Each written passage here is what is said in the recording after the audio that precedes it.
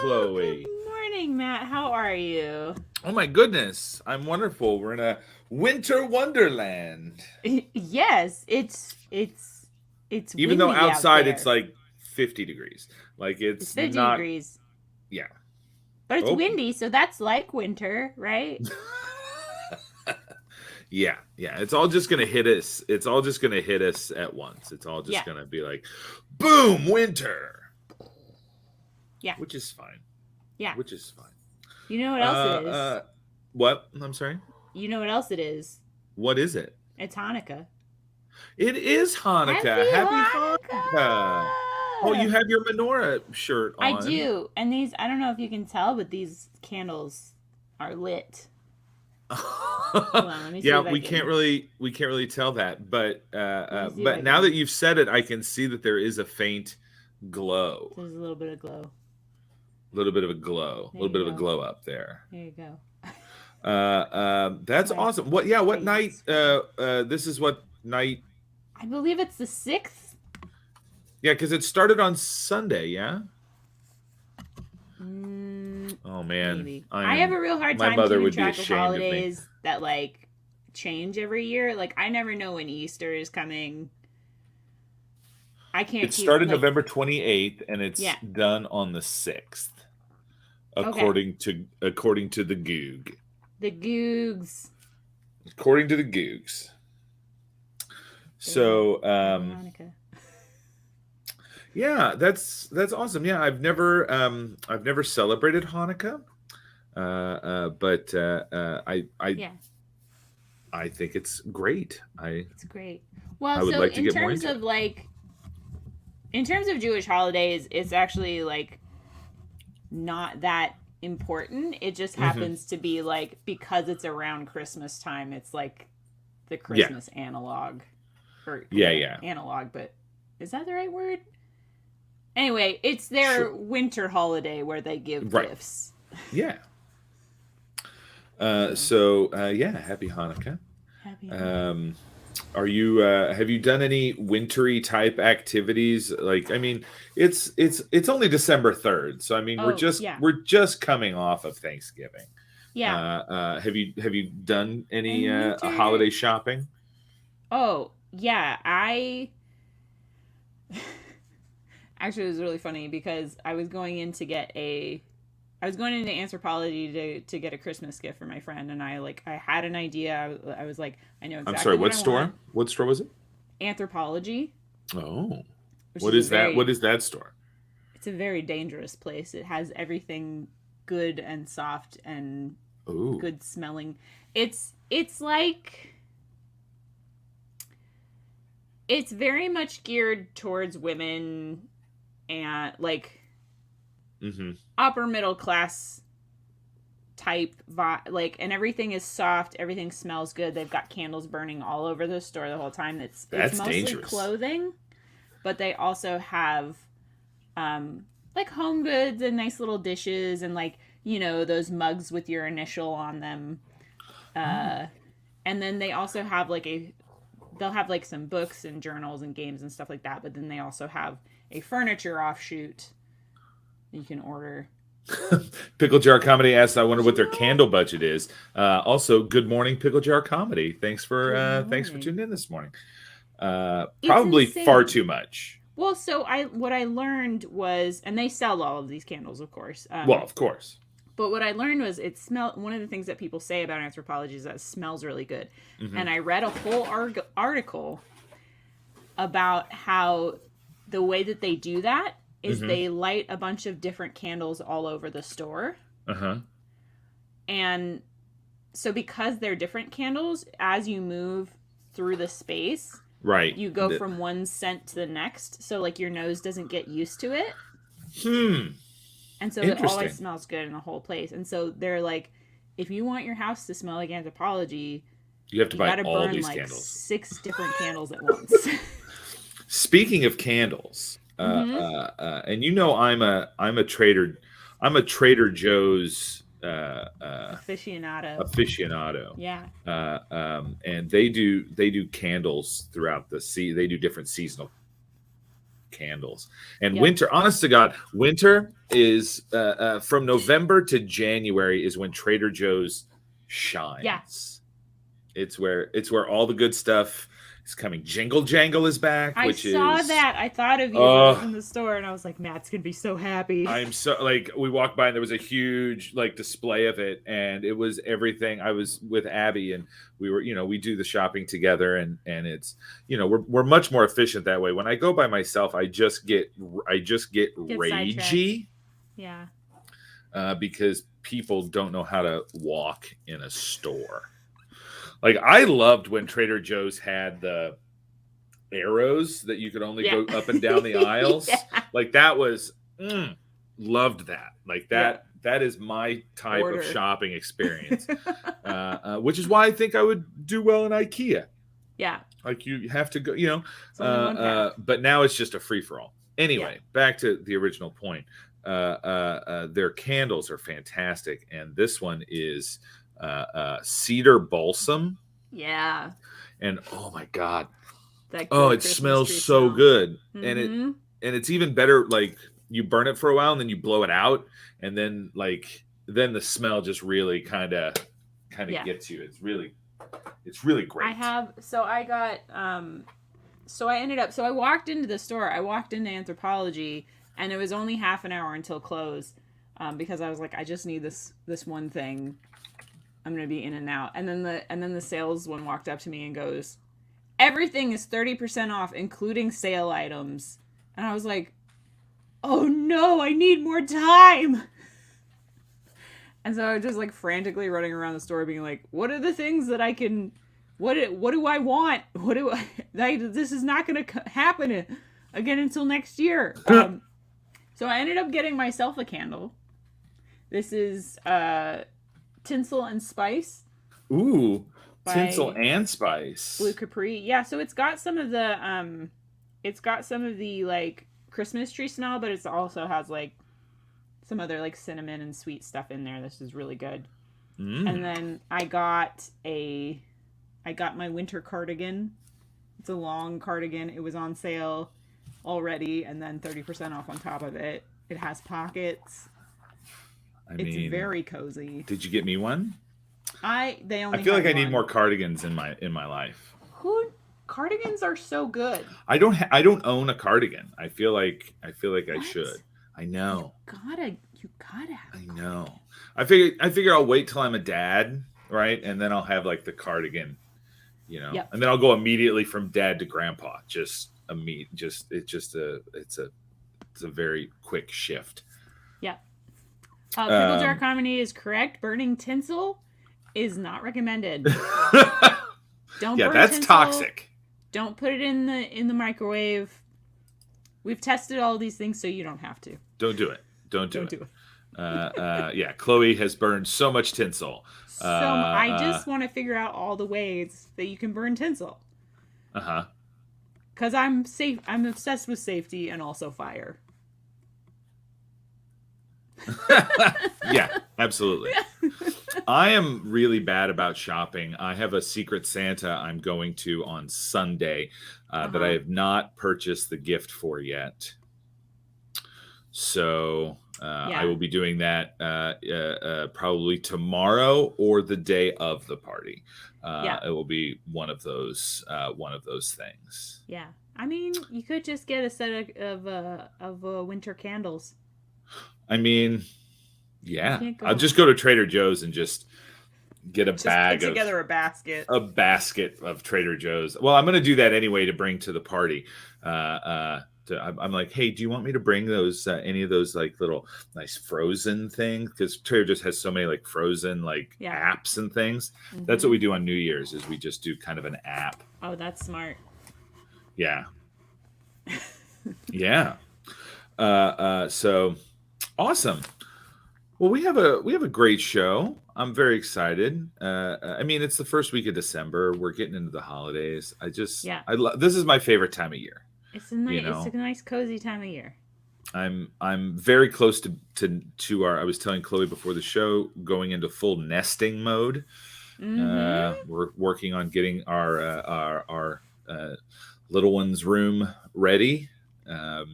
She will be here in 2 months. So we're getting into the single digits of yeah. I'm trying not to freak out, but inwardly freaking out just a little bit. Yeah. All right. Well, let's go ahead. We've got our first guest waiting patiently in the green room, which is great. Our green room is very cozy.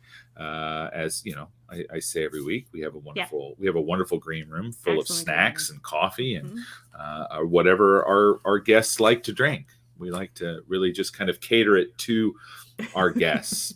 So welcome to the show, Christina Ellsberg. Christina, hello. Hello, great to be here. Good morning. How are you this morning? Oh, all's well by me. It's a beautiful day where I am. How are you guys? Good. Where are you? I'm in New Haven, Connecticut. Oh, beautiful, sunny Connecticut. Yep. Sunny Connecticut, exactly. I love your back wall there. The plants are like the hanging plants there are very nice. You've got a wonderful Thank you. backdrop. This is my my utility wall. It's where I keep my supplies. Oh, love it. I love that. I love that. So good. Your supplies for what, might I ask? Well, I have a rather supplies intensive hobby, which is that I build what's called Bioactive Vivaria. It's like self-contained, self-regulating ecosystems for animals to live in.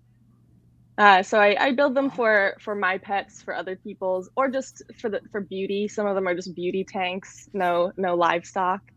But the idea is that if you get sort of like the insects and bacteria and fungus just right, then you never have to clean up after your animal because you create a natural decay cycle, just like there would be outside.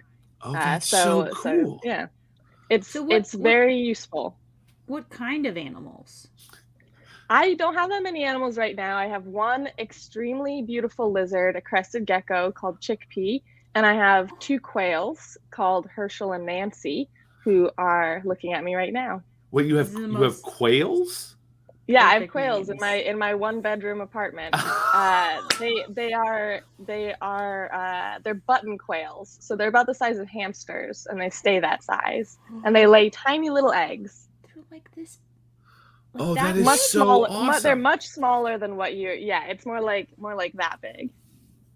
Oh, little quail. They look like quails. They look like if you make a note and Google it later, you'll see they're extremely cute. There's a line on PetSmart that was like they're kept for their cuteness. They're not very affectionate pets, but they are cute. You can get them at PetSmart. No, I did not. I had to get the mail order. But you can get them at some PetSmarts, I guess, somewhere in the country, not in Connecticut. Okay. I had to have them flown in. Oh, that's incredible. Goodness. Sorry, you said I could Google it later, but I went ahead and Googled it now. Googling it now. We live in technology is fantastic. Look at that little guy. Is that? Yeah, that's what Nancy looks like. He's very beautiful. Yeah, look at that. So, what got you into pets like this? Like getting I have a husky and a terrier. I've got 2 dogs. Mm-hmm. Chloe has Buddy Obviously, Joe. We understand the appeal of pets. Yeah. Mm-hmm. But I never got into lizards. Like lizards always I think they're cool. I love when other people have lizards, but I don't know what got you into wanting to have lizards and these kind of exotic, kind of exotic pets. Kind of exotic. Well, I have always had lots of pets, and I've had rats for my entire life. I've had more than 30 rats, and I recently lost they don't live very long, so that's part of it. There's this tight cycle of heartbreak built into loving rats. But I lost my last rat, and I had a dog who I lost at the same time. And so it was like, I went from having these really emotionally intense social animals. Rats are very socially needy and intelligent, to having no animals. And I thought this could be the first time in my life where I don't build my whole life around an animal's social needs. So I decided I was going to get these quails, and that's how I got into building tanks, because I wanted the quails, but I didn't want, all this bird poop in my house. Right. It smells bad. It's hard to clean up. So I started looking into ways of dealing with it that eventually led down the path of building tanks. And now I've got many large tanks in my home. And then I was getting some insects for the tank from a herpetologist friend, a snake breeder. And he was like, "Oh, do you want this?" And gave me this gecko, which did not expect. I was not in it for the lizard, but once I saw her, it was impossible to say no. And so now I'm actually building her my entire apartment is taken up with building her a new, much bigger home. She's fine in the one she has now. It's like a very good tank, but I want to like go all out. I'm building a like jungle paludarium, which is to say like the bottom half will be aquarium with fish, and then there will be this like whole jungle system and a waterfall and a mister, so that it's like there's like a layer of fog over the water. It'll be very pretty, I think. That's crazy. So cool. That is such a cool, like, I've never heard of that hobby before. I've never heard of that being a thing. Like I've heard about setting up, like a tank for your lizard or your, your, or like a rat cage with all the little tunnels and everything. But having it be like you're building like a biome, that's really cool. It's admittedly not an extremely common hobby. I know the one other person in New Haven who's into this. And he actually doesn't. Well, it's good. I mean, you've got a built-in friend right there. You've got Yeah, we talk tanks. But he's more of a wet scaper and I'm a dry scaper. He's more into like fish and I'm more into the sort of the terrestrial setup. So I am gonna get my first fish for this tank. You should do a collab and do like a Yeah, we were talking about going in on a chameleon together, and so we might actually be building a tank together. Oh, that's really cool. I love that. I absolutely love that. So do you have any like dream pets? You're like, this is like something that at some point I do want to have one of these. Yeah, I mean, I would love to have another dog someday. But I definitely have had fantasies about getting a like giant land snail, getting another gecko, because I love this one so much. Maybe having two would make me even happier. Are geckos social? Are they social creatures or? No, they are not. They're fine to live alone. They're fine to live in groups. I was considering getting a male so that I could maybe have my own sort of gecko production line here. But what would you call your production? What would you call your gecko line? What would your gecko line be called? Designer geckos. Yeah. Designer geckos. Yeah, well, I guess I could do it in the way of racehorses, where it's all supposed to be variations on the theme of the parents. So this gecko is called Chickpea. I guess following that theme, I would call the big male that I would get Garbanzo, maybe. Yep. And I could just go through all beans. of the protein dense beans. The issue is that I just recently, like, I was planning to get this male, and then I just found out that apparently the males have a much higher sex drive than the females, and so if you get a male and a female, you have to get multiple females so that each of them can have a rest. Oh wow. They need a break. They need a break. Yeah, exactly. Otherwise they can be stressed from sexual overstimulation. Yeah. I mean, I feel you, geckos. Yeah. Yeah. Who among us hasn't been there? Who among us has not been exhausted. Just exhausted. I mean, I'm just exhausted anyway. That's kind of my. This is baseline. That's kind of my baseline is exhausted. And add in a horny gecko chasing you around your paludarium tank. No, thank you. No, thank you. Hard pass. Hard pass. I'm gonna need some friends to help lighten the load. Mm-hmm. That's incredible. Okay, so, and were there any other dream pets? So we talked about more geckos, but more geckos, another snail. Yeah, I would be interested in branching out into insects, maybe. Like I was offered a tarantula. I know that's not an insect. I'm not honestly that enthusiastic about the idea, but I can't turn down if someone offers me a pet. Then I guess maybe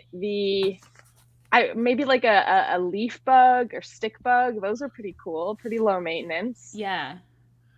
Yeah, and I figure you think once you get them in the tank, like you said, if you design the tank well, it just kind of takes care of itself. Yeah, exactly. I love stick bugs. I think stick bugs are the coolest. Like I grew up in the middle of I grew up in the woods, basically. Not, I mean, in a home built in the middle of the. I wasn't raised by wolves or anything. But sometimes I wonder. I know, right? Trust me, me too. But like I would explore the woods as a kid, just kind of wander around, me and my dog, classic childhood thing.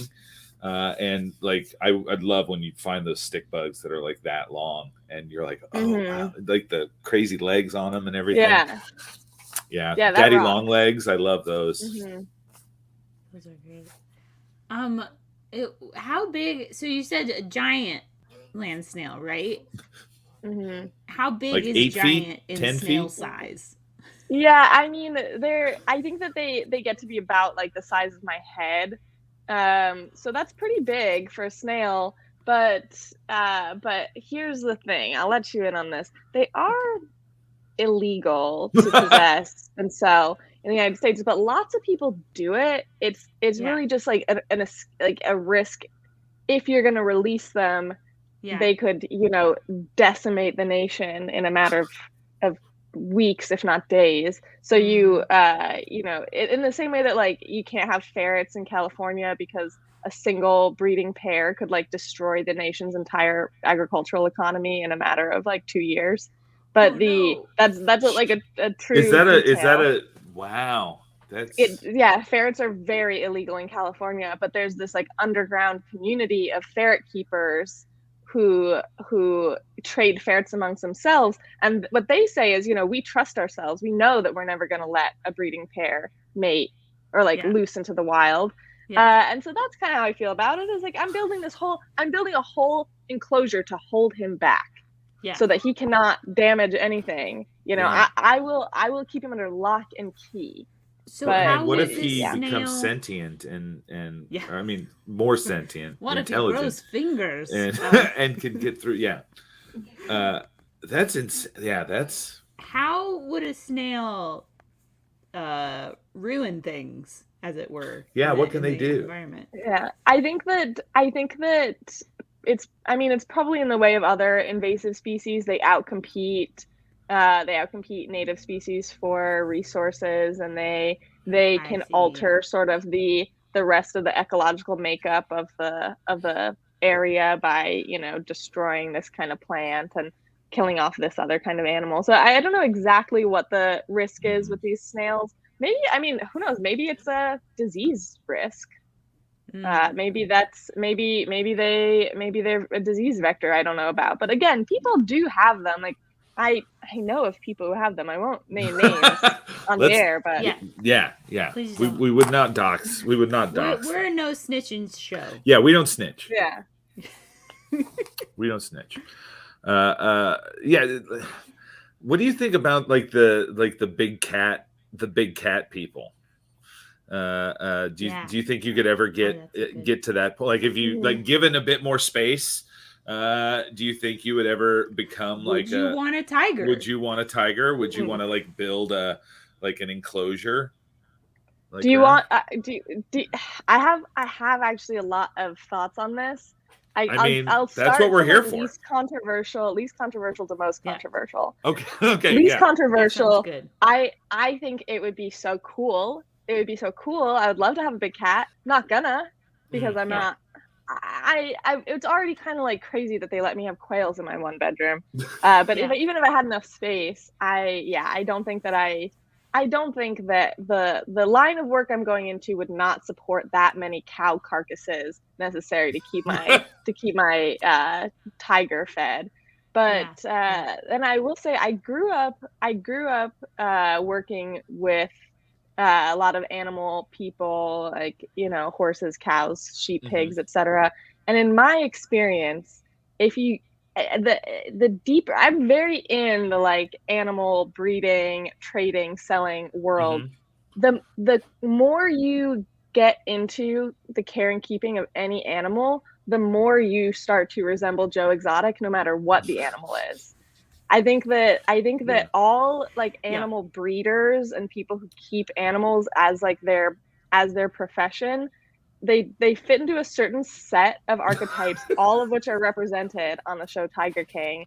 And a lot of that does, I think, have to come. It comes with like using the chaos that animals bring as a means of exerting control over other people. I think that that's actually like a very common character type in the keeping of not just exotic pets, but any like work intensive animal care. So I don't want to get into that, because I think that it's like, I'm even flirting with danger thinking about having like 3 baby geckos in my apartment. Who knows what it would spiral out into if I had animals where I like actually could really lure people in and bring them into my orbit in some kind of potentially coercive way. Get like a Komodo dragon or something, next thing you know, you've got a Gila monster in your living room. Oh no. And then my most controversial opinion on this matter is that people who have house cats are often actually like their actions generally much more dangerous than the people who have the tigers. The keeping of I love cats. I love house cats, but if you let them outside, you're to me in the same category as Joe Exotic. You are doing the same thing to the local ecosystem, but just without the danger to other people. Right. Which, because cats are predators. They are straight up predators. They are a non-native apex predator, and they are it's also bad for the cats to let them out. They get hit by cars, killed by coyotes. You never know what's going to happen to your cat when you let them out. And there are people who say that it's cruel to keep an intelligent animal indoors, but really what it is that most people don't want to put in the effort to make an appropriately stimulating environment for their animal. And so they would rather offload that burden onto the birds and amphibians of their native ecosystems. I don't get people that just like, it infuriates me when I hear of like cats and dogs and just being like left on the side of the road. Like that's just like, I'm like, what is and I grew up in central Illinois, basically in the middle of a cornfield. And people had outside dogs. People had outside, like there was a guy I did community theater with that he built all the sets for all the community theater productions in the area. And so he had all these pole barns that just had set pieces in it. And he had about 80, and I'm not exaggerating, he had like, I would say probably around 80 cats on his property. So everything that he built smelled like cat pee. Everything. Wow. Amazing. Like the sets were awesome, and like he would piece together bits. Like he would use bits of his stuff with bits of other things, and you could tell that what his part of the set was because it smelled like cat pee. Oh no. That's a cool signature though. Yeah, that's a real character. Yeah. Yeah. But like, I went you to should his have had place him on this show. You sound interesting. I know, right? And just there were just so many cats just wandering around. Some of them were fair, some of them were, actual but most of them were like just barn cats. And if they wanted to overthrow him and take control, they could. They could. They could probably band together pretty easy. They wanted to trap him inside his house until he met their demands. Yeah, and then they'd eat his face because that's what cats will do. Famously. Famously. It's a thing that's happened. I like my dogs. They're pretty low maintenance. One's sleeping on the couch right now. The other one's sleeping in the bed. Yeah. You said you have a husky. I do. That kind of counts as an exotic pet in my esteem. Yeah, I guess so. A little exotic. They're very high energy. They are. We like to go out and run around. She had the zoomies this morning. About, like, creating a stimulating environment for your pets. Like a lot of, like, we always grew up with dogs, but I don't my dad's the one who's always like, I love dogs and I want to have dogs, but he's like really bad at training them, actually. And so even though I'm like familiar with dogs and I had all that experience with them, like, it wasn't until I had my own dog that, like, and I talked to some of my friends about this, of like, you have to keep them from getting bored, and like not all of them are going to enjoy like going on long walks. Like you got to have like toys and things that they want to do inside the house. And like, it's so simple, but it never crossed my mind of like, oh, animals get bored. They also need stimulation. A lot of times when they misbehave, it's because they just want something to do. Yeah. There's a book that I will recommend if you want to have your life ruined, which is Animal Madness by Laurel Braitman. And it's basically a review. It's a review of all of the available research and evidence that most animals, at least mammals, are capable of all of the same sort of forms of mental illness that people are, and that what we see as purely behavioral problems often comes from like actually as you say, like boredom, but sometimes also like deep existential unwell that oh my gosh, often comes from like how we keep them or their trauma or such. Have you seen Bunny the dog? So Bunny is like I believe Bunny's a poodle or a poodle mix, but their owner has this giant board of like buttons so they can communicate. And there's one video in particular where Bunny like looks in the mirror and asks her human, like, who is that? Oh boy. And it was just like, oh no, Bunny. And the woman was like, that's you. This is you. And she pressed like the help button. She was like so distraught. And I was like, oh no, they know.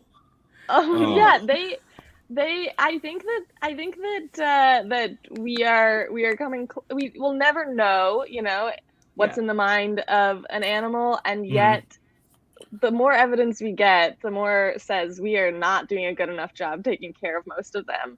Like part of one of the chapters in this book is about how like all zoo animals have to be medicated on like heavy psychiatric drugs, and that like pet psychiatry, pet mood stabilizers and antidepressants is like the fastest growing sector of the pharmaceutical industry. So we're getting there. I don't even think that that's like a sad thing. I think that it's like actually kind of a good thing that people are like at least willing to address it if they're not willing to not have a pet. But also, a lot of people have pets because they want like a lap warmer sometimes who can then go entertain themselves the rest of the time, and don't actually want to like have a deep mutually fulfilling relationship with the animal. Wow. Yeah. That always blows my. I was like, yeah, in my family, it's very much like you have an animal. This animal is part of the family.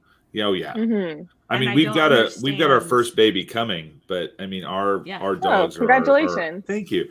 Our dogs are our children. Like, I Mm-hmm. mean, there's more toys. We have so many toys in our house already. It's going to be weird. Like, it's going to be a task to kind of separate the dog toys from the baby toys once the baby toys start coming in. Like, we've already gotten some baby toys, and the dog and Gracie's like, oh. I would very much like that. I would very much like that, please. And you know, gives me a look when we like put it back and put it up on the thing. But I mean, our dogs get stockings. We do stockings for our dogs. That's cute. That have. I mean, we've already been Christmas shopping for the dogs. They've got their toys up on top of the fridge. You know, I mean, we've been training for this baby. By basically, you know, treating our dogs as people. I really don't understand how a person can like have a dog and not like see its personality and like like it's they have like emotions and thoughts and like they want things like that's like baseline. It's just it's a living. How can you not see that when you spend so much time with them? I think people do see it, but they still see it as sort of an accessory to what they are getting out of the relationship. I see. And that, you know, I think that even people whose animal keeping I don't respect, it's not because they don't love their animal, but it's because they don't make an effort to like understand what that animal needs on the animal's own terms. That makes sense. Wow.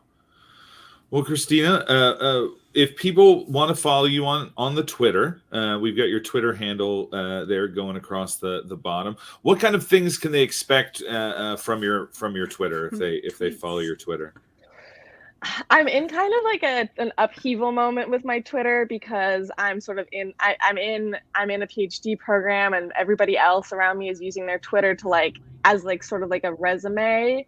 And my dad keeps telling me that you know, no one's going to take me seriously. No one's ever going to be able to retweet my professional work if I just use my Twitter for my little thoughts that he doesn't understand. But right now it's sort of a mix between like updates on the my like academic subjects and then just my little thoughts that I need to send out to the world. Yeah. You got to get them out, or else they just kind of bounce around. Exactly. Yeah, and I love posting. I don't care who sees. I don't care who's looking. Yeah. I like doing it, and so if I have a thought, that's where it's going. I absolutely love that. Do you have any big projects coming up? I mean, you said you're working on your PhD, but what are you getting your PhD in? History of science and religious studies. I'm sort of dual enrolled, and I study sort of culturally induced ignorance and the ways that like communication of information can actually like take people farther away from understanding the truth, but like specifically in the realm of like the like endemic culture of deception and military decision making. So like nuclear warfare is like my main body of interest. Oh, that's so cool. Wow. Yeah. Yeah, and like nuclear decision making. So it's you know, good to keep things light. Yeah. No, nothing like a little light nuclear holocaust reading there. I mean, I play a lot of Fallout, which is, I mean, basically the so you know what it's going to be like. I know exactly. Yeah. I'm training for the nuclear apocalypse by just playing a lot of Fallout. That's why I live in Boston, is because, you know, I played Fallout 4 and now I know where all the stuff is. Familiar with the landscape now. That's fun. That's cool. Do they have one for New Haven? They don't yet, but I mean, who knows? You never know. Fallout New Haven could be right around the corner. You just never know. In reality, it could be. It could just happen. Yeah, I mean, I think that it's a lot of people don't actually want to hear me talk about my research because it's like what, you're telling me that there's one more thing that I'm supposed to worry about now? I don't want to hear it. But ultimately, we are actually, people will tell you that we are politically much further from entering any kind of nuclear entanglement now than we were, in the 60s or 70s.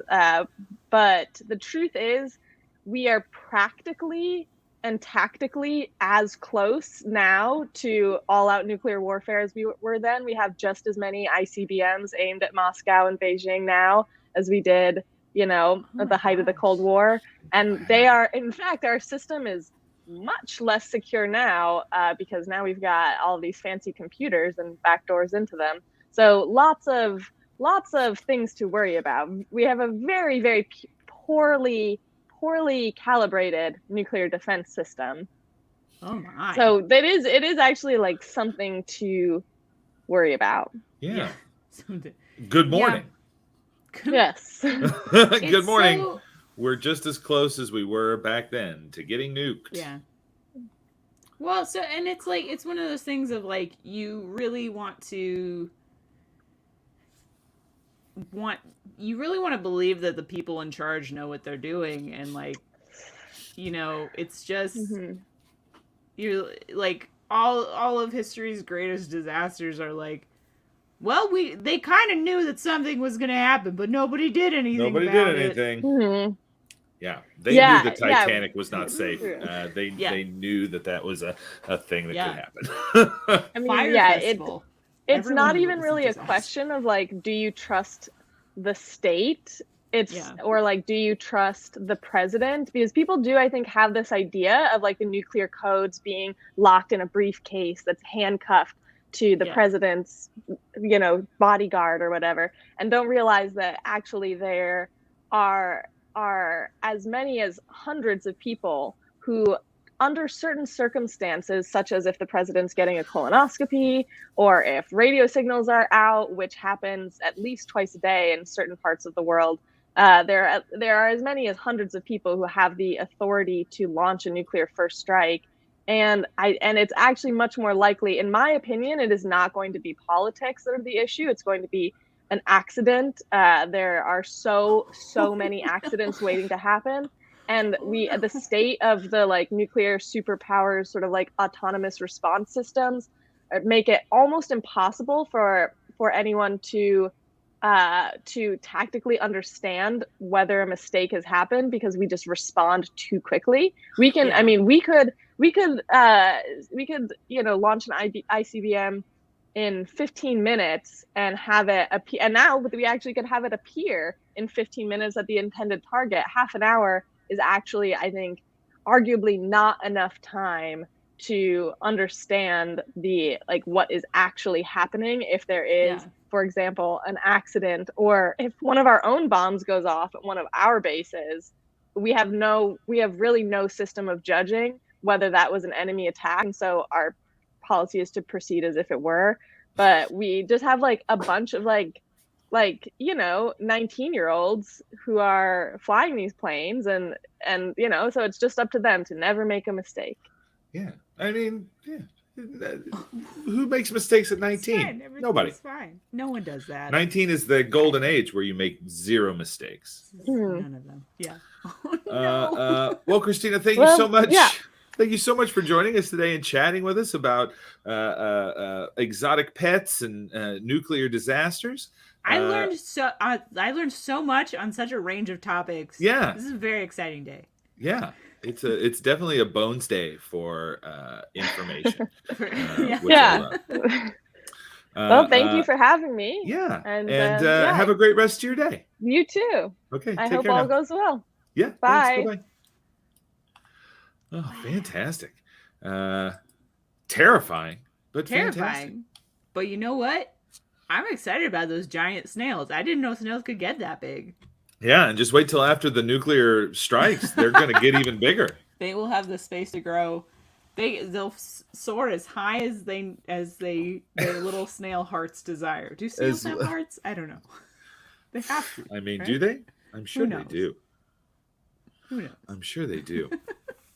And I've been one of the things that I've seen on TikTok a few times is the dogs that have the little buttons that you were talking about, where they can say their words. Yep. Use your words. Yeah. In fact, I'm gonna show this one real quick because it was on topic, and this is what. Oh yes, please. This is when a dog discovers swearing. Hold on 1 second. Let me. I don't think I had the sound shared on that. There we go. Okay, here we go. Treat? You just had a whole bunch. You can't have any. No treats for you. Whoa. Treat? You just had a whole... Yeah. Dog just like, hey, listen, asshole. Give me the... I mean, it's really the owners. The owners gave him that button. Yeah. He's going to learn. He's going to use it. He's going to use it. Speaking of TikToks, this is I'm gonna show one more. This is not pet related. Okay. This is celebrity impersonation. This woman is absolutely hysterical, and I saw this and it made me laugh so hard. So I'm so excited. I don't even want to tell you what celebrity it is. So here we go. I'll figure it out. Ding dong, it's your new neighbor, Reese Witherspoon. This is a pie. It's gluten-free, dairy-free, sugar-free. It doesn't exist. It's gone. Poof, it's a salad. Can I come in? What was your name again? Sorry, I'm Erin. That's right. I read your mail. It was a bill. I paid it. No more student loans. Congratulations. How? Let me know if you want to join the neighborhood council, the dog walkers, the book club, the meditation group, the choir. Are you an alto? I'm an everything. I'll replace that. Anyway, here's my number. Welcome to the neighborhood. Don't make too much noise. See you later, Aaron Gator. Ding dong, it's your new neighbor. Isn't that an amazing? Like, that's a really good Reese Witherspoon impersonation. That is excellent. Well, okay, but here's the question. Would you live in that neighborhood? I mean, if Reese Witherspoon paid off my student loan debt, 100%. Yeah, I could. I mean, like, I'd be quiet. Only I'd request, be just quiet. Just don't make too much noise. I could do that. I could do that. If all of my bills are paid and she fixes everything that gets broken in my house, and she just appears in my house, though, that would be a little disconcerting. Yeah, but I imagine you get used to it, though. Probably. And I joined that book club. Oh, Reese is here. Reese is here. Hello, Reese. I joined the book club. Would you join the book club? Yeah. But not the choir. It seems dangerous if she's going to be breaking things with her voice. Singing all the parts. Yeah. Yeah. Well, speaking of book club, we do. You do have a book rack, but I wanna. Yeah, we've got time. Tell us about this. Tell us about this book. Okay. All right. So we're coming into winter. It's getting colder, and I wanted to. I get the SADS. You know, I get the seasonal affective disorder. I get very sleepy. My mood drops. It's a whole thing, and so I'm trying to make the winter a little more comfy. And so I started reading. I've had this book for a while, but I didn't finish it. But I finally finished The Little Book of Hygge. Little Book of Hygge. Hygge. Yeah. So Hygge. It's a Danish word. It's basically, so it doesn't translate exactly. There's a lot of things that are attached to it that he kind of talks about in the book, but it's basically like the art of coziness and creating intimacy, right? And so thinking about like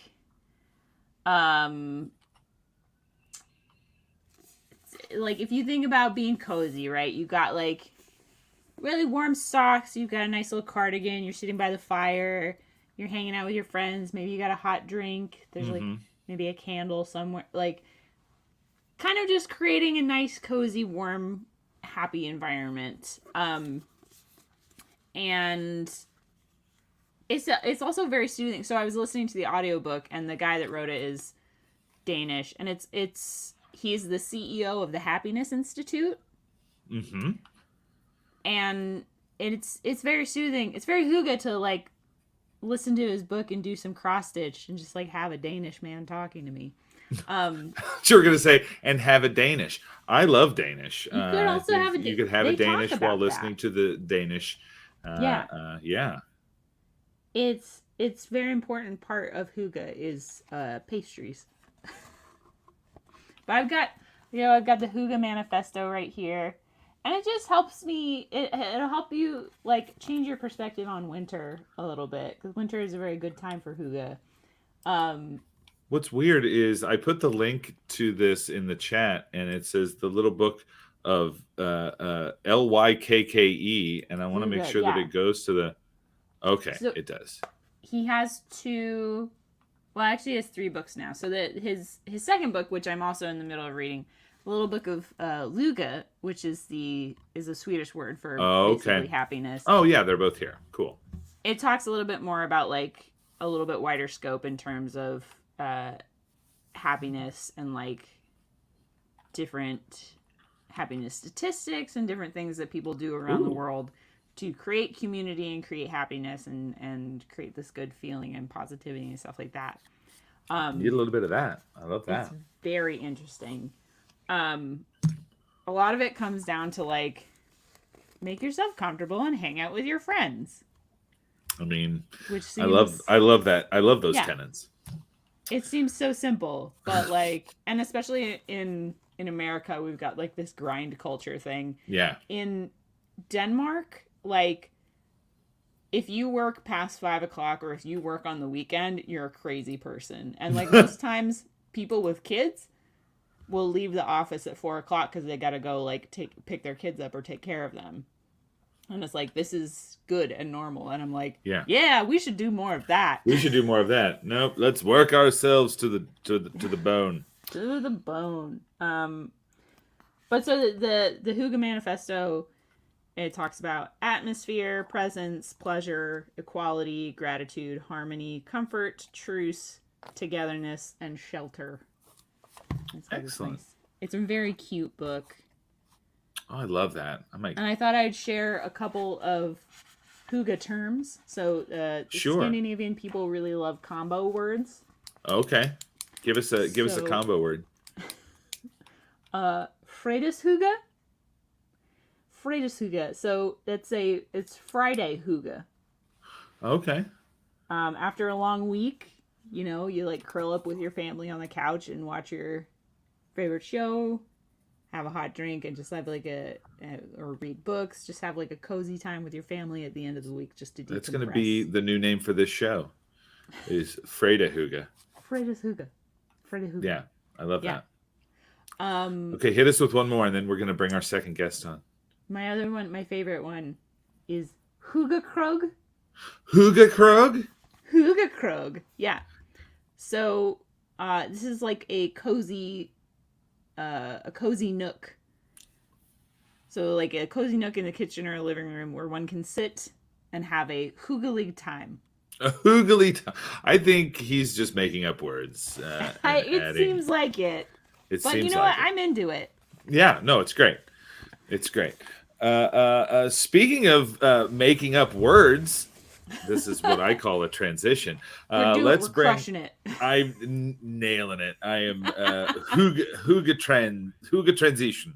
Transition Hygge. I don't know. Let's bring out our next guest. Welcome to the show, Sean Rose. Sean. Oh, hello. Hi. Thank you for having me. Hello. Kitty. Yeah, I'm. Oh, jeez. I don't know what just happened. Oh, jeez. Yes, I have 2 cats. I was gonna say that like they're probably gonna be crawling all over me during this appearance, so forgive me in advance. And I might have to.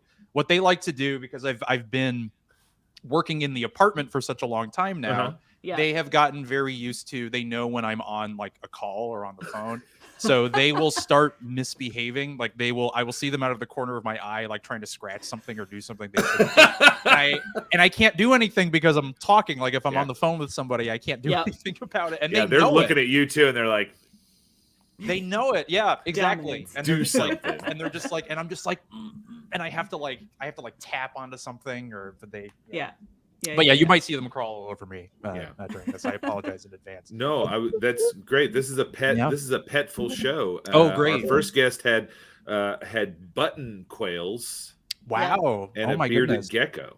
That's a gecko. Oh my goodness. Well, I saw a little bit of the end of that. And she was in New Haven, right? They're in New Haven. So I live in Chicago. Mm-hmm. But I grew up in Milford, Connecticut, which is like 10 minutes away from New Haven. So I'm from that area. I grew up there. I've been living in Chicago for like 10 years or so. Oh, very cool. But I'm originally from the East Coast, so that was just nice to hear from New Well, Chloe and I are the exact opposite. Chloe and I have been we are original Midwesterners that have moved to the East Coast. So we made the opposite move. Switch. Wow, oh, that's great. Where are you guys located? We're in Boston, or the Boston area, the greater Boston area. Oh, fantastic. Well, I have you got your dunks here, so in tribute. And it's not just dunks; it's ice dunks. Yeah. Which is in Chicago. That's they do have it here. Shockingly enough, they do. Yeah, yeah. It's. I have a day off of work today, so this is my way of celebrating. Is getting a big Dunkin' Donuts. Nice. Yeah. Sean, you do all kinds of stuff. What do you do? What do you do for? I mean, what do you do for work? Sure. So, for work, I have like a pretty this is going to sound boring, but I have like a pretty like standard day job. I do like customer support for like a company that supports restaurants and stuff. So nothing shocking, but it's been good lately because I had a bunch of PTO, I guess, that I didn't use throughout the year. And my boss was like, hey, you have to use like your remaining PTO days before the end of the year because a bunch of them aren't going to roll over. So just take a bunch of days off. So I basically took like every Friday off for the rest of the year. I love that. So I've been living the dream of a 4-day work week. Which honestly, like, so I work at I know, right? Cafe that is owned, that's like a private corporate cafe for the Reebok company, and they're like bringing, like, people are starting to work back, and honestly, like, doing a 2 to 3 day work week and then doing like a day from home and like that's the dream. That's I think the ideal work schedule. I'm very much a proponent of working from home. So the way it works with my company right now is that they were very, very we have like before the pre-pandemic, they were very much just like, oh, we're definitely, we could have done the work at remotely. But they were like, oh, no, we like having people in the office. We like having people to like see each other every day and that sort of thing. And then obviously when the pandemic hit, it's like, okay, now we have to have people work from home. Right. Yeah. And I've been I love working from home. I had a previous job where I worked from home for like 3.5 years. I know that some people love working in an office. Like there's good things and bad things about each one. Mm-hmm. And I know some people feel cooped up when they work from home, and like I totally get that. For me, it's just like the trade-off is just like I don't have to commute especially in the winter time. Oh man, it's so like the first winter time I had when I worked from home, it was like I'm never going back. This is the best. This is so great. I just I can hang out. I can do laundry. I can hang out with my cats. I can get mail and stuff. Yeah. I don't have to wait to use the bathroom, which I feel like is kind of an underrated part of working from home. It's like I feel like people forget like how much time it takes to like have a shared bathroom in an office and just like wait for a long time. Sometimes you don't have to walk into the office bathroom and God. Have to deal with what your coworker left behind. Just the oh geez, don't even get me started. It's just like I worked at a place once that it was a retail establishment, and the only restroom that was there was for customers as well. and it was right up towards the front door. Oh, jeez. So it was like it was like That's right poor there. planning. Like people like would come in. The bathroom was like right there. Oh my gosh. So it was. I did not. I can't care even for it imagine. at all. I don't even want to imagine what the smell was like, let alone It anything. wasn't bad. Like we kept it under control. Oh, that's good. We had lots of the. I love this. Oh, you know the little drops you put in the toilet. Yeah. Like the poopery. Yeah.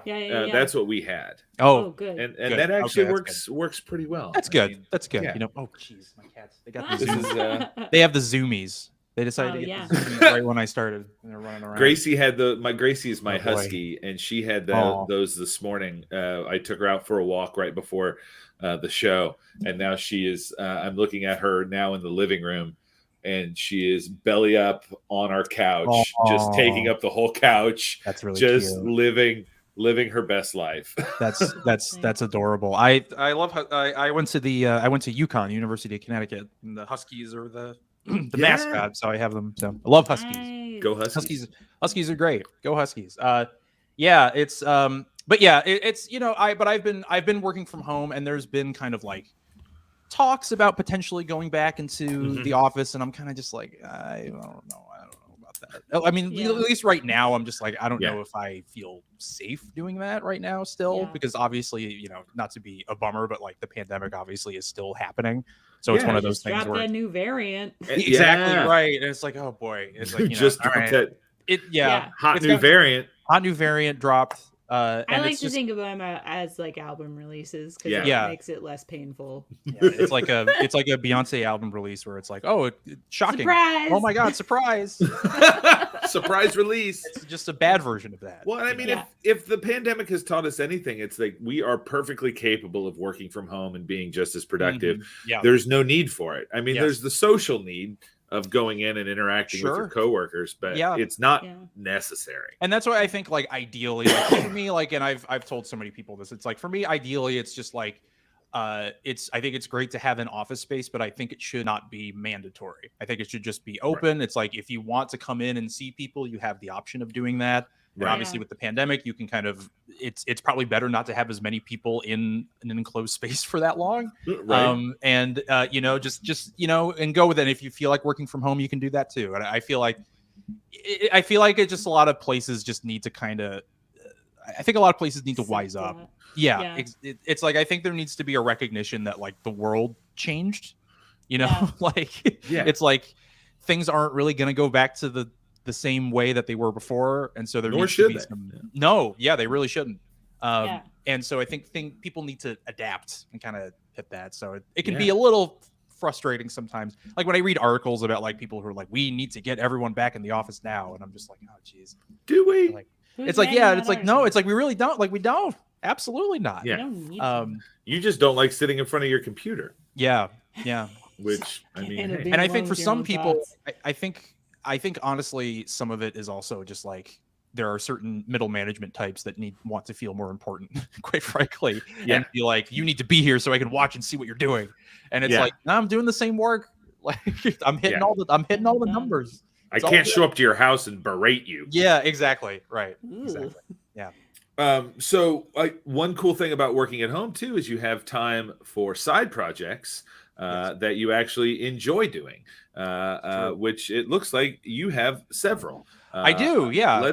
Let's talk about those because the two big ones look really, really cool, and I'm kind of glad that I found them because I think I have a new podcast I want to listen to. Oh, great! Well, thank you. Yeah. Oh, please go ahead. Talk to us about the Hornet's Nest podcast. Yes. Oh, the Hornet's Nest. This is a delightful thing to talk about. So, I have a podcast called the Hornet's Nest. Basically, what it is, the very like the elevator pitch of it is that it's a former supervillain who is now hosting a classic rock radio show. I love that so much. That's such a cool idea. And it's based in. It's actually the show itself takes place in New Haven, Connecticut, because that's where myself and my friend Steve Winchell. That's where we're both from there, and so we're both very kind of nostalgic for it. So we have it set there, and Yeah, basically, so like the show is like a radio, like we format it like a radio show. Basically, we have every show is like an actual like broadcast of the Hornet's Nest, and it's me playing Dr. Hornet, and we have our friends play. Yeah, Dr. Hornet is the name of the main character. I keep forgetting that. I have to explain that. His name is Dr. Hornet. He was a former supervillain, but he is like emphatically like, I'm not a supervillain anymore. That life's behind me, and he's like a very like, he's like a certain kind of like classic rock nerd that's like really into like audio equipment and like is just like really pedantic and like annoying about his opinions. I used to work with a guy like that when I worked in radio. I worked with several people like that. Yeah. I have a fondness for those types of like weird like usually they're like middle-aged like guys who are just like really have like disposable income and just spend it a lot of it on like really high-end like headphones and speakers and like it's just there's the like the audiophile culture and all that, and it's so like kind of like obtuse and weird and people talking about like different masterings of different albums and stuff like that. I find it very funny.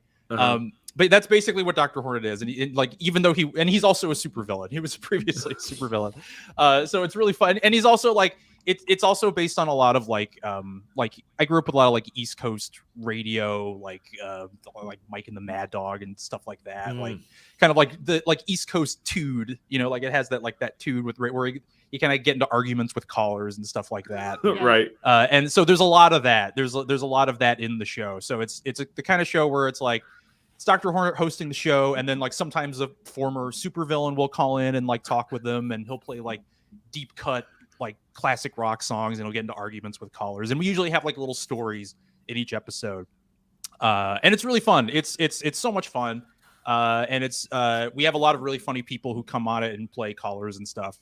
I love that. And kind of like Frasier-esque in terms of how Frasier would have like celebrities like just call in once in a while, because it was so quick and they could just come in and do it in like 2 seconds. That's part of it. Like we have the fun thing about it is that we can have a lot of different. It's very easy for people to guest on it because all they have to do is just call in for just a few minutes. Yeah. And they don't have to be on camera. They don't have to like be on, you know, obviously like if you're a guest on some other podcasts and stuff, sometimes you can be on for like the whole show, like a couple hours or whatever. So the fun thing is like, we can have a bunch of people and they don't have to take up too much of their time. Yeah. And it's a blast. It's so much fun. I have so much fun doing it. I love doing fake radio. It looks really fun. It very much reminds me of like the Space Ghost coast to coast kind of show. Space Ghost is a big part of it. Like a lot of the things I remember as kind of being influences on it, I'm like, I didn't immediately think of as being an influence, but I'm like, oh yeah, Space Ghost definitely. Like Space Ghost is huge. For me, I'm a big fan of The Best Show with Tom Scharpling. Big fan of that. So that has a lot of influence on it. A lot of stuff like that, and the Venture Brothers, the show. That's a big part. Like that again, that's another one I wasn't conscious of, but it's like, oh yeah, a bunch of like supervillains talking about music. Talking about Jesus Jones and stuff. It's like, oh yeah, okay, that's definitely an influence. But yeah, it's a blast. I love doing it. We're Steve and I are working on. We've recorded some episodes that we're going to post. We kind of do it. It's kind of like on a bi-weekly schedule right now, so every couple of weeks or so. We're taking a small break right now. It's one of those things where like I love working on it, but it does, it takes a bit of work to get together. So it's sometimes we don't update as much sometimes as we always would like to, because it just takes a lot of work.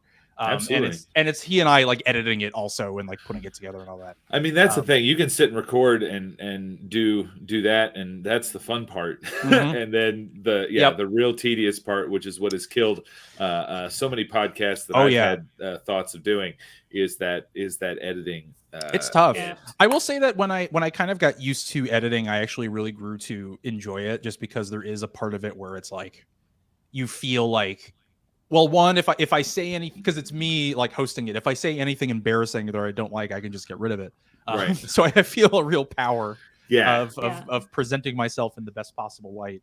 But also, it's really like yeah, it's nice just putting it together. Like it feels good to get like the finished product and to kind of get it streamlined and all that. But it's extremely time. It takes up a lot of time. Yeah. How many episodes? How many episodes are out? Oh gosh, how many do we have? Because we took a little bit of a break. I'm actually going to check right now because I'm curious. I think we're in I could have very easily. We're in like the 30s. I think we're in like 30 something. So there hasn't like there haven't been like a ton of episodes. We've been around for a couple of years, and there haven't been a ton of episodes because we'll do a bunch and then we'll take kind of like almost like, I guess you could almost call them season breaks, and then we'll come back. So like we took a year off, like when it was rough when the pandemic hit because we were recording in a studio, and obviously we didn't have access to it anymore. And then it was like, okay, we don't know. I didn't have like this mic and everything. I didn't have like a home setup or anything. And I didn't really know how to, because we like record people over Skype to do the calls, and I didn't really know how we were going to do it. But thankfully, we eventually worked it out, and we got a good setup. So now we're off to the races now. Yeah, so. We all became very we all got a crash course in setting up an audio setup in your house. Before the pandemic, I was like, it'd be really cool if I set up like a little studio in my house somewhere, but I don't have the room. Then the minute the pandemic hits, and I'm like, oh man, okay, I really need to do this now. We're doing it. It's and like, use those stimmy checks to get some equipment. Exactly. Yep. But no, I'm very glad. I'm glad we've got everything up and running now. So feeling good. We're off to the races. So yeah, that's fantastic. Excited. I can't wait to listen to that. I've been I've started up listening to podcasts again in the car when I'm driving. Like, because I mean I've got my Spotify music and I listen to that all the time, but it's you get kind of bored with it after a while. You need something new. You want to feel like you have somebody there. With the podcast. And I will say also, every episode is like an hour long, so you're not gonna no time wasted. You know what I mean? I love that. It's trim. We try to keep it tight. You know what I mean? Yeah. Nothing wrong with having podcasts that are multiple hours long. That's great. It gives you a lot. But we always try to, with this one, we try to keep it. And I think we've usually done a pretty decent job. Sometimes they'll go a little bit longer, but other than that, like I think we usually keep it pretty tight. Yeah, I mean, like whenever I see like a long timestamp on a podcast, I'm like, I'm really interested in this, but also that seems once you start listening to it, it's not like the time passes really quickly, but like just looking at that number, I'm like, that's overwhelming. Oh yeah, it can be seeing like the 3 hours or it's just like, oh man. Yeah. Do I really? And have I usually all that listen time? to stuff on a commute, like if I'm either on the bus heading to work or I'm in the car driving somewhere, like. So having something where I can hear kind of the whole thing over the course of a commute, if it's more than an hour, I'm like, okay, I'll, you got to listen to it in chunks, and then it's like you forget between times, and it's like, you got to be really engaged with it if you're gonna like come back to it. I just recently got into audiobooks, like trying to listen to audiobooks, and honestly, one of the big things that kept me from listening to audiobooks was the fact that it's like 10 hours of stuff. I'm like, oh god, that's a lot of time. I've always wanted to get into audiobooks. I haven't really. I'm still, but then I'll also like recently, like I have not been reading enough, and I'm just like, well, I probably should. This probably is the perfect time. Because I just haven't found enough time to like really sit down and read as much. So it's like, it seems like the perfect time to. Well, like paying for a membership for a gym, I paid for Audible. And I've got that recurring charge for Audible, and then you get a credit a month. I've got like 3 credits built up, so it's like, well, I might as well listen to something. So I listen to my fantasy books. I'm like, okay, this is a fun book to listen to. Oh hell yeah, perfect. Yeah, and usually libraries will have Libby and Hoopla are 2 of the apps that you can get that. If you have a library card with your local library, there's usually a setup on one of those where you can like check out audiobooks. Oh, cool.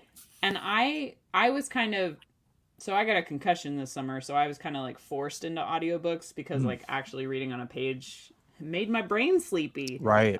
So I really needed a dramatic push to get into them, but like I love them. I like the number of books I read this year has skyrocketed. Oh, it's incredible. You're pushing now. I got to do this now. I'm gonna have to do it, especially if I can go to my library and get. Oh, that sounds great. It sounds delightful. Yeah, I'm just gonna say, do you have a library card? I do. Yeah, I think actually is Perfect. I think I need to actually get it updated. I think it may have expired a little bit ago, but yes, I do. So I need to get my library card updated, and then I have a library not too far from here. So I'm gonna do this now. I'm very excited. Excellent. Perfect. So you also do. You also are a cartoonist. Yes. You also do some cartoons. Talk to us about your web comic. Yes. Oh gosh. So this is going to take a little explanation. I apologize. So no, I love it. That's what we're so I've been so I've been making comics for a while. I used to make comics. I got into it in college. I used to make comics. My friend Steve, who is also a cartoonist, who I do the Hornet's Nest with, he's been a cartoonist for longer than I have, and I didn't really draw much in college. And then I was kind of doing little doodles, and he became the editor of the comics page at our college. And our comics page was all student run. It was all only comics from students. So he was just like, if I become the editor of the page, I want you to make a comic for it. And I was like, oh, okay. So I kind of started doing it without having any much ability in drawing at all. And arguably, I still don't have a lot, but I think I've gotten a lot better. But I love making comics a lot, and the comic I'm currently making is a comic called Red Ring of Death. So here's the explanation. I started making it about a couple years ago, basically as like a jokey parody of like, I don't know if either of you remember those like kind of gamer web comics from like mid 2000s or so, like Control Alt Delete or Penny Arcade, those kind of things. I love that. Used to be that used to be the comics. Hey, buddy. I had to acknowledge him. Of course. Hey, bud, how you doing? This is Big Pete is his name. Oh, Big Pete and Little Pete are their names. So Pete and Pete. Nice. So basically, I started making a couple years ago. So it was basically just kind of like this jokey, like I'm making a gaming webcomic 15 years too late or whatever. And then I kind of started getting into it, making more of it. Like people seem to really enjoy them. And then I kind of started its own Twitter account for it about a year and a half or so ago. And basically what the story of this comic is now is that these comics are actually archives of a comic that existed in the mid 2000s called Red Ring of Death. And it is created by this man named Sean Tuckley, which is a name I just made up. And the running joke now of the Twitter account and the comics is that Sean Tuckley is he's currently in jail, and he is just an awful man, just a very bad person who in all of these old web comics is kind of like slowly revealing his awful nature, and you kind of learn terrible things about him in each of these comics.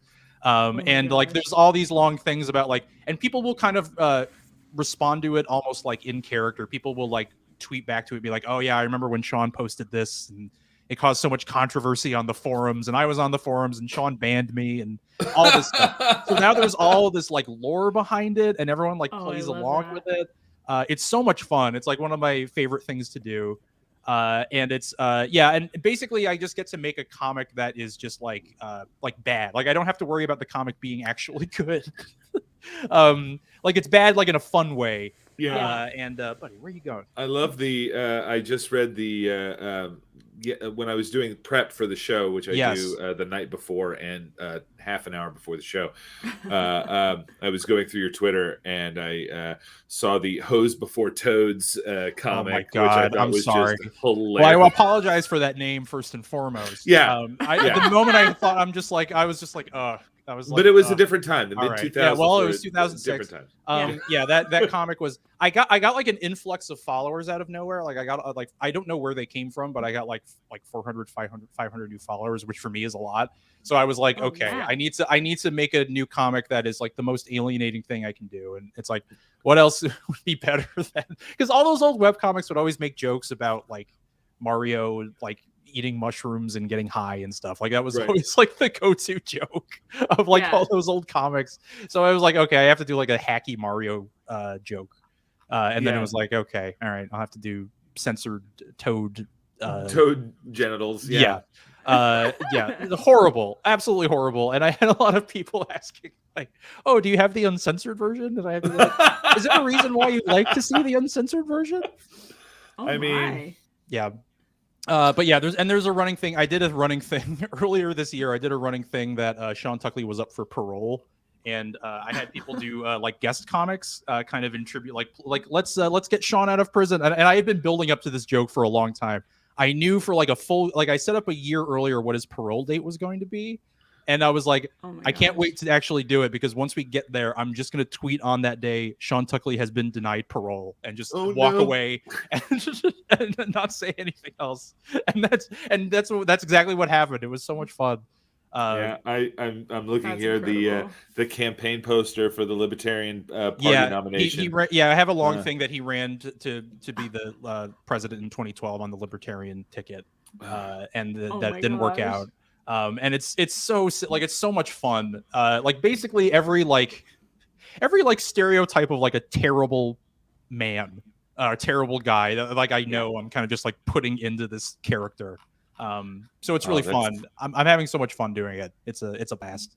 Yeah, So it looks really fun, and I love the style. I love the drawing style of it, because it reminds me of Penny Arcade. Yeah, I've had people tell me that like there are still some people who think it's real, and I won't correct them if they think it's real. I consider it a compliment. It's very funny because I also like the compliments you kind of get for a comic like that. Someone will be like, "This is the worst thing I've ever seen. This is disgusting. Great work." And I'm just like, great. I think that's good. I think. Yeah. They're like, this is offensive to me, and you've hurt me by posting this. Thank you. Wonderful work. Wonderful job. Thumbs up. And I'm just like, great. Yeah, do it. You know.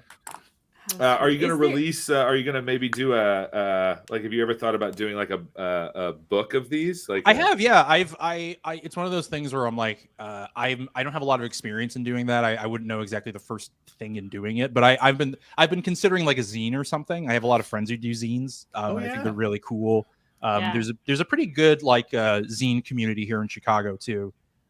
There's a lot of like we have like Chicago comics and stuff like that where. They have like whole sections that are dedicated to zines and like indie comics artists in the area. Oh, that's really cool. Yeah, it's great. It's a really great community here. So I've been thinking about that. Oh, we lost your sound, Sean. We lost did your cat mute you?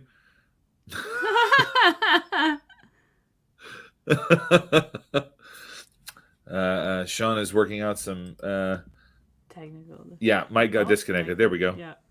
Maybe. Nope, still can't hear you. Oh no. The cats got sick of Sean being on the air and was like, "Hey, Just ignoring them. Listen, pal. Those are excellent cats, though. Those are excellent cats. We've got some good cat work here today. Yeah. So I've been while Sean's getting.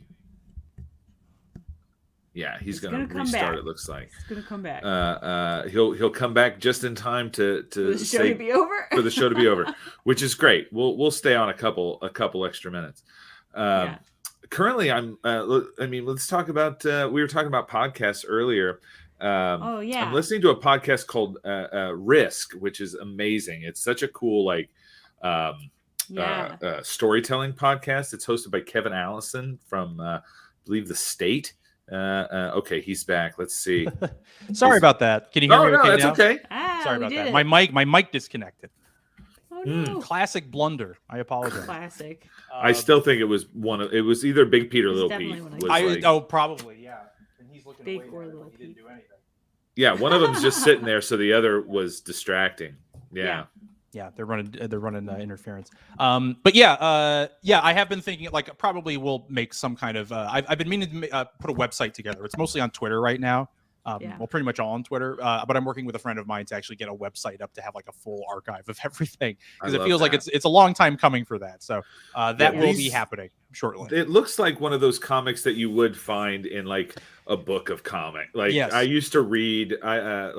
I used to sit and read like those like panel comic books. I have all the time, like Far Side, and I was a Garfield guy. A friend of mine got this is the Control Alt Delete book. A friend of mine got. So nice. This is the same. It's like the exact same thing. Like this kind of a book. I would love to put something like that together. Yeah, that would be awesome. Yeah, that'd be delightful.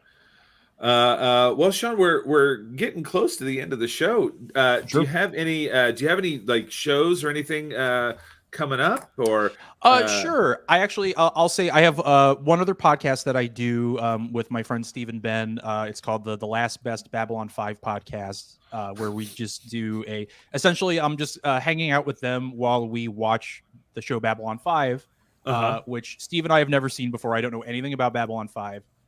So we are just literally it's just a recap show. We just kind of watch the show and then we talk about it.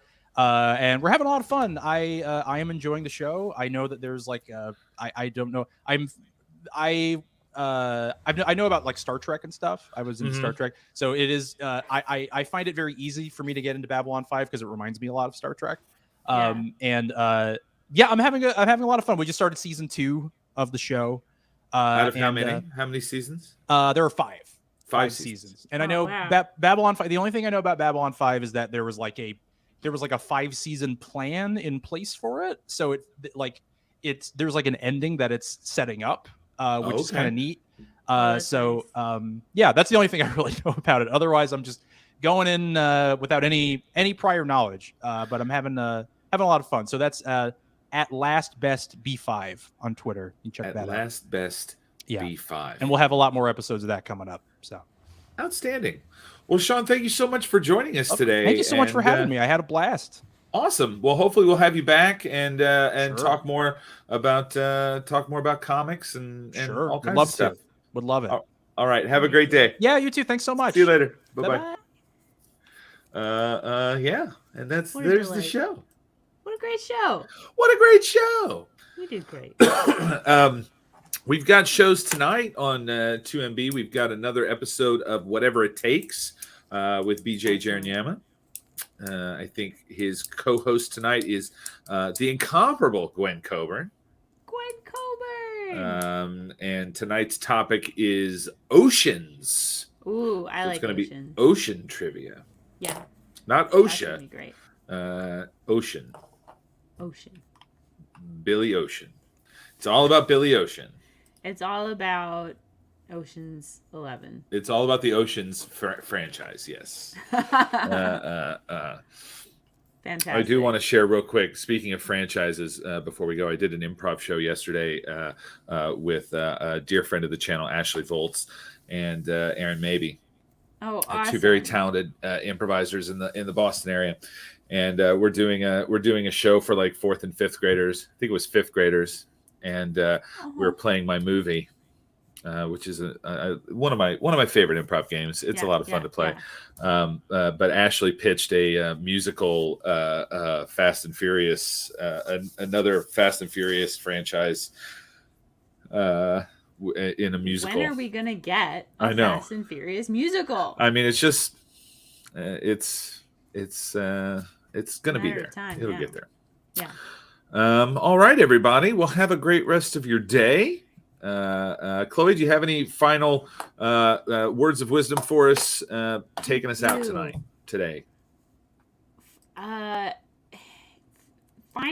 Figure out ways to be cozy this winter.